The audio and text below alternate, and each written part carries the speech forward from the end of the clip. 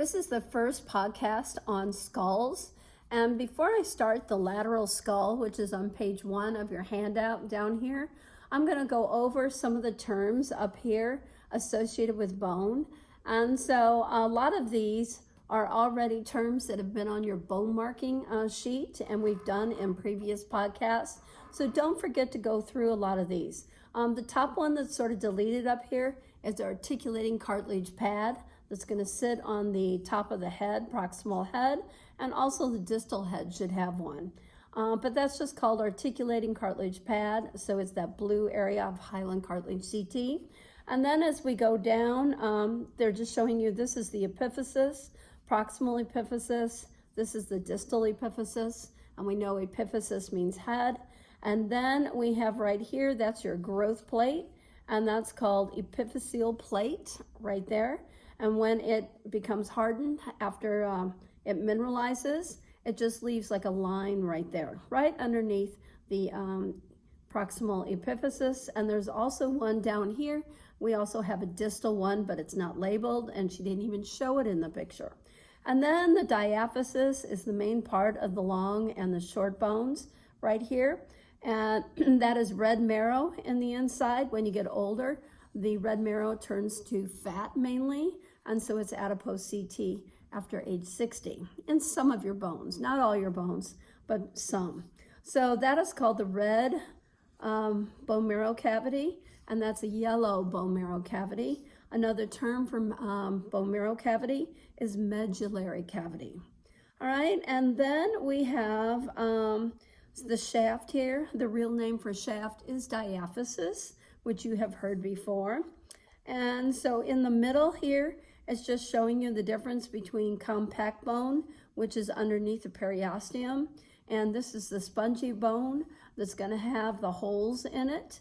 And that spongy bone is found in the bone marrow cavity, and then the compact bone is underneath the periosteum on the outside, making the entire surface very, very hard. And so we have some blood vessels right here, haversian arteries and veins that go vertical. And then we have some that cross-link to another set, and those are called the Volkmann's arteries and veins. And so I think I've got most of that covered. And then over here, we just have a little bit more showing you the compact bone that grows in circles. And when it grows in circles, that's called an osteon, or they call it a haversian system. All right, so I have these checked off so you can look at these. These are just general terms that you've already heard, and so check them out one more time. Now we're going to do the lateral view of the skull, okay? And what I'm going to do, I'm going to start over here on the left side as I read the page. And so I'm going to start with the coronal suture, okay? So, and then I'm going to go on through these, so you won't see me pointing at these. I'm going to actually use a skull, all right? So here we go. So the very first one is called coronal suture, and this is the one that goes around the crown of the head, if you can see it right here. So this is the coronal suture right here, and this big bone right here is the frontal bone. And so it's going to essentially make the crown of the head. So that is the coronal suture. Name specific structure. And all your sutures are made out of simple squamous and dense reg CT, okay? And then the next one, parietal bone. So we've got the coronal suture, and then we've got two parietal bones, right and left, okay? Right and left. You can see one there, and you can see one here where I have the dots. Those are parietal bones, okay? Then we have the temporal bone, which is on the side here, and this is the temporal bone right here, and it's sort of outlined with a suture. And then we do the lambdoidal suture. The lambdoidal suture is in the back, and so we have the parietal bones, and then we have the lambdoidal suture right here up on top, okay? So it goes over at the base of both parietal lobes, bones right there, and it's going to go right there. So lambdoidal suture is how you say that. On the sheet it says lambdoid suture, but you can say lambdoidal also. Then we have the squamous saw or squamous suture. And the squamous suture is on top of the temporal bone. So this is your temporal bone, and this is the squamous saw or squamous suture on the side right there, okay? Then we go down to the occipital bone, and this is the occipital bone, all this back here. And so we have parietals up here, and then the occipital bone is at the base of the skull. Zygomatic process right here on the side. This is the temporal bone right here, and this is a specific bone marking going forward. So it's like the sides of your cheek, but it's actually part of the temporal bone, okay? And so this is the zygomatic process. It looks like a little bridge. Then the next one, occipitomastoid suture. So if this is the occipital bone, then going down here, occipitomastoid suture. This is called the mastoid process. This bump behind your ear, you can feel it. And so that's the mastoid process. So the lower half of the suture right here going down, occipitomastoid suture right there. And there's another one on the other side going down. So the lambdoidal suture is at the top, and then we have the occipitomastoid going down to the mastoid process. All right, so external acoustic meatus. This is your ear canal, and the ear canal is right in here. There's like a hole, but it looks like a tunnel. And so that's the external auditory meatus, or you can call it acoustic meatus. Either one is fine. That's your ear canal.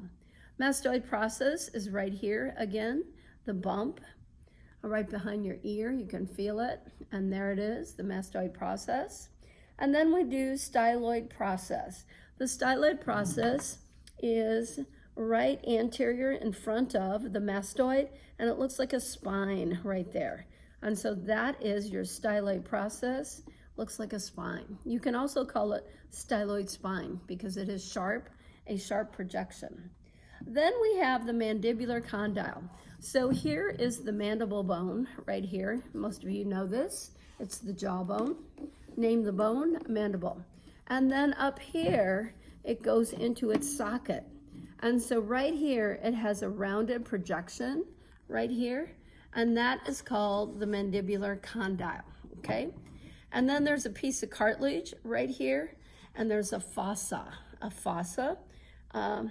scooped out area where that head is going to go into that to make your mandibular joint. All right, so ramus, mandibular ramus, we've already done this before. It's a bent arm of bone, so it's got to have a 90-degree angle in it right here. And so here is, name this specific bone marking, mandibular ramus. Then we go over on the other side, and we've already done the mandible. This is the entire mandible right here. And then there's two little holes on both sides, and those are foramens. And so their specific names are mental foramen on the right, mental foramen on the left. And so those are for nerves to come through to go up to the roots of your teeth right there, okay? So name the specific bone marking, mental foramen, right and left. All right, then we're going up to alveolar margins. And so the alveolar margins are right where the teeth goes into the mandible and into the maxillary bone right here. And so that's called alveolar margins, also known as your gums or gingiva, okay? And so that's a bone marking. Then we go up to this bone right here, and this is your maxillary bone, or it can be called maxilla bone. Either one is fine for me. Then the nasal bone is really tiny, and so the nasal bone right up here. This is the nasal bone, okay? So right here. And then we go on up, and we're going to do the left. Go into the eye socket, and there's a little depression right in here. And it's sort of scooped out, lacrimal fossa, and that's where your tear glands will sit, on the right and the left, right there. So that's a specific bone marking, right in here, and right in here. So just look for the little bitty scoop right here next to the nose, and that's lacrimal fossa. Sort of hard to see. All right, then we go up to the ethmoid bone. So the ethmoid bone is actually behind the lacrimal bone. So where you've got the lacrimal fossa, the name of that bone is the lacrimal bone, okay? And that's right here on the sides where you got the fossa, and then the bone right behind it, the inside, about right here, the inside area right here would be the ethmoid bone, ethmoid. So right behind lacrimal, then ethmoid, right in there. And then we go up to sphenoid bone, sphenoid. And so the sphenoid bone is all the rest of the bone in the back of the eye socket. And the real name for eye socket is orbit, an eye orbit.